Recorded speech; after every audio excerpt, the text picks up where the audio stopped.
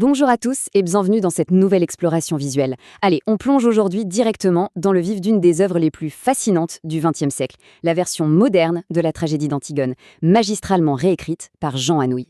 Alors, ce qui rend cette pièce absolument captivante, c'est qu'on quitte complètement le monde antique de Sophocle. Ici, les personnages ne sont plus du tout manipulés par les dieux de l'Olympe. Non, pas de ça. Ce qui les pousse à agir, ce sont de purs absolus philosophiques.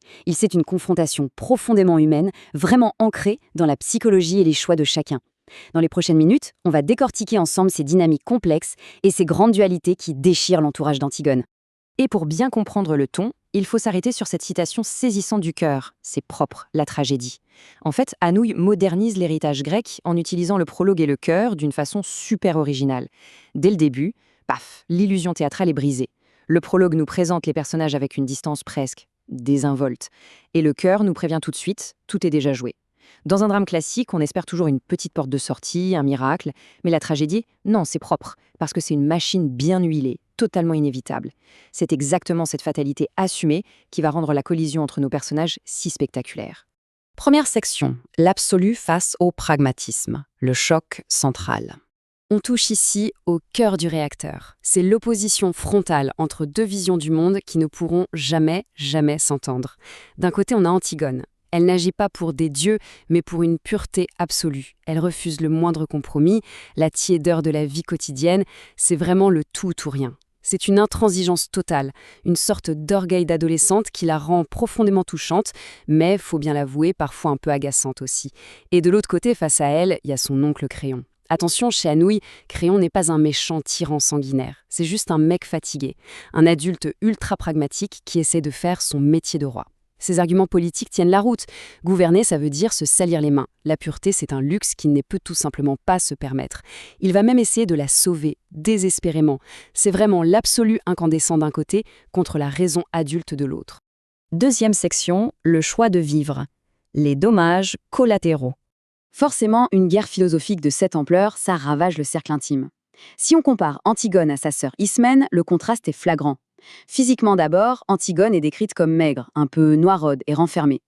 Ismène, elle, est radieuse et belle. Au niveau du caractère, on retrouve l'intransigeance d'Antigone face à la nature très raisonnable d'Ismène. Mais le point de rupture, c'est le choix final. Au début, Ismène refuse de suivre sa sœur. Puis, rongée par la culpabilité et le chagrin, elle va proposer de mourir avec elle, ce qu'Antigone va refuser avec une froideur glaciale. Le truc à retenir ici, c'est qu'Ismène n'est pas lâche, pas du tout. Elle représente juste le choix naturel de la vie. Elle a compris que vivre, c'est accepter les compromis. Antigone, au contraire, choisit délibérément la mort. Troisième section, l'amour et le reproche. La tragédie d'Aimon. Au milieu de cet étau implacable, on retrouve Aimon. C'est le fils de Créon, mais c'est aussi le fiancé d'Antigone. Il est littéralement le pont tragique entre ces deux forces. Il va supplier son père de sauver la femme qu'il aime, mais il va se cogner violemment contre le mur du pragmatisme d'État dont on parlait tout à l'heure. Face à la mort inévitable d'Antigone, il finit par se suicider. Mais attention, ce geste, c'est pas juste du désespoir amoureux, c'est un immense reproche silencieux balancé au visage de son père. Par ce suicide, Aimon condamne totalement le monde adulte et ses horribles compromis politiques. Il refuse tout simplement d'hériter d'un monde qui a perdu sa pureté. Quatrième section, la banalité du mal. Le monde ordinaire. C'est à la périphérie de l'action principale qu'Anouilh déploie tout son génie de réécriture. Prenez la nourrice par exemple. C'est une invention pure et simple de Jean Anouilh. Elle n'existe pas chez Sophocle. Alors pourquoi l'ajouter ?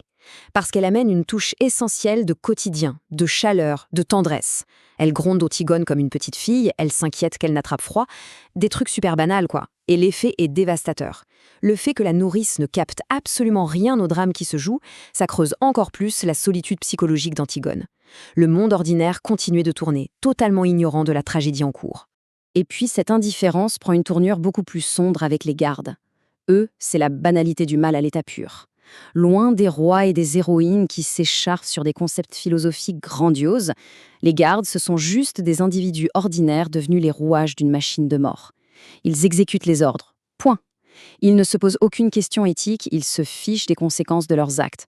C'est une réflexion glaçante de la part de l'auteur et qui résonne de façon hyper forte avec notre époque moderne.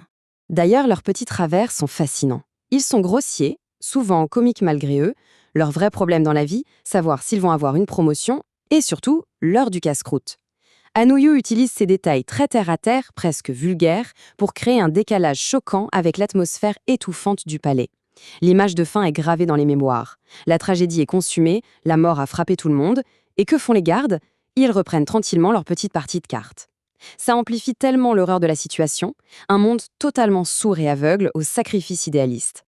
Alors ça nous amène forcément à cette ultime réflexion.